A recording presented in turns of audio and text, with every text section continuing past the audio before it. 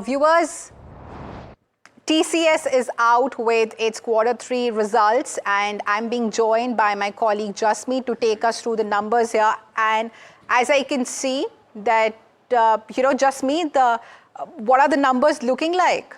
Well, the numbers have largely been in line with what the estimates were and what was you expecting, but the profit is a miss. We see a profit deflation of roughly 11.6%, while the expected range of profit deflation was expected to rise. The profit was 6.6%, but there's a deflation of 11%. If we look at the numbers, we'll run you through the numbers, what exact numbers are.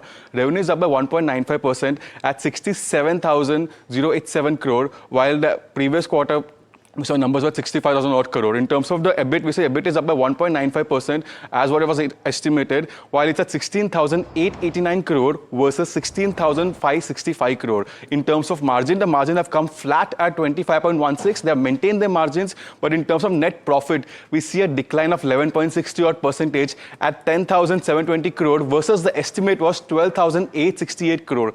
Now, while this profit deflation is on the back of restructuring cost, which is being added up by the company. In the previous quarter, we did see the restructuring cost adding roughly 1,300 odd crores. And in this particular quarter, we see the overall restructuring cost at 253 odd crores. But there's an interesting aspect here. We see company has also mentioned the impact of new labor codes. That's an interesting one. We see the impact of new labor codes coming at 2,128 odd crores, which sets a trend going forward that this is something that will be watched out for other companies as well. When the labor codes came, we did not get much info on how will this impact the overall IT space. But after this update, where we see a 2,128 crore of impact, that could be the one-time impact which we're expecting. We saw in the morning Jeffrey's note coming up, which also mentioned about a similar update. We see that impacting the overall profit and dragging the profits down. In terms of the other provisional, there have been legal claims of 1,000 odd crores, which is again impacting the overall profit.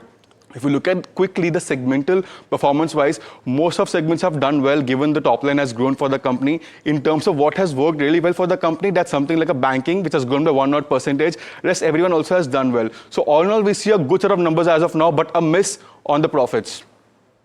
Yes, absolutely. There's a miss on the profits, like we pointed out, because the estimate was 12,868 crores and it's just come out at 10,657 crores here.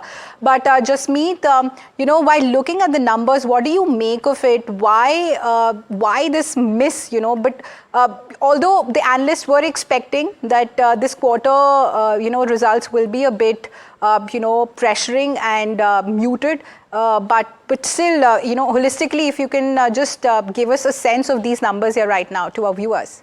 Well, we see the top line as well as the margins have been in line what the estimate was, but the profits have been a miss on the back of the exceptional item. If we take that off, profits have come in line with what was the estimate. While the one-off items which caused the overall drag in the profits were the new labor codes which came up and added the overall cost to the company of 2,000 odd crores, while the restructuring cost which was seen in the Q2 as 1,300 odd crores continued this quarter as well. If we look at the other aspect, we also have a 1,000 crore impact coming in from the other legal claims as well. But the interesting one would be the overall AI revenue for the company, where the company came up in the analyst day and they reported a revenue of roughly $1.5 billion, which is growing at a rate of 16% QOQ basis. But in this update, we do see that the annualized service revenue for the Q3 stands at $1.8 billion, which is up roughly 17.3% on QOQ basis. We see a positive up move coming in this particular aspect. Apart from that, the margins have been in line with what the estimate were.